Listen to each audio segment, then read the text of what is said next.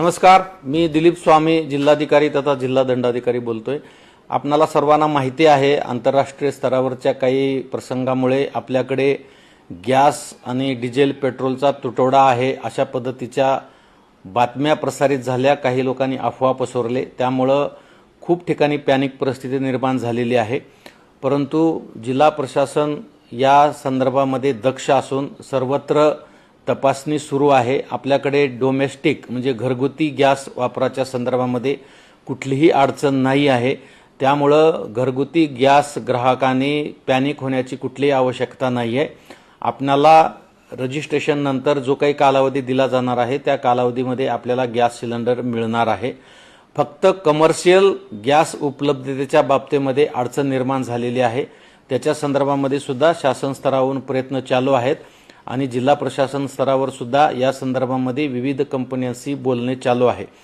परंतु घरगुती गॅसच्या संदर्भामध्ये ग्राहकांनी पॅनिक होण्याची आवश्यकता नाही। तथापि सध्याची टंचाईची परिस्थिती लक्षात घेता गॅस वापराच्या संदर्भामध्ये सुद्धा आपणा सर्वांना काळजी घेणे गरजेचे आहे।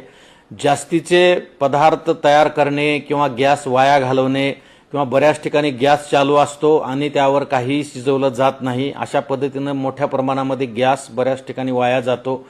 तर या सर्व बाबी आपण लक्षात घेऊन माझी सर्वांना विनंती असणार आहे की आपण पाणी टंचाईच्या काळामध्ये ज्या पद्धतीने पाणी जपून वापरतो त्याच पद्धतीने आता गॅस सुद्धा आपल्याला जपून वापरावा लागणार आहे।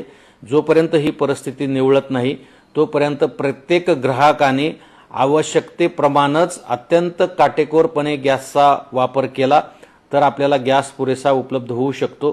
त्यामुळे आपण गॅस वाया जाणार नाही याची पण काळजी घ्या।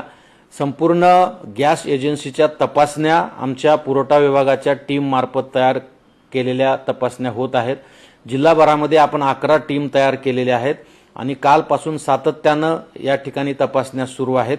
कुणी जर काही सावळा गोंधळ करत असेल, काळा बाजार करत असेल आणि त्याच्या पद्धतीने काही साठे वगैरे करून ठेवत असतील तर तुम्ही जिल्हा प्रशासनाशी संपर्क करा, जिल्हा पुरवठा अधिकाऱ्याशी संपर्क करा। त्याच्यावर आम्ही तातडीने EC ॲक्ट खाली कारवाई करू। परंतु या परिस्थितीमध्ये सर्वांनी थोडं संयम बाळगणे आणि प्रशासनाला सहकार्य करणे आवश्यक आहे, ते आपण कराल असा मी विश्वास बाळगतो। धन्यवाद।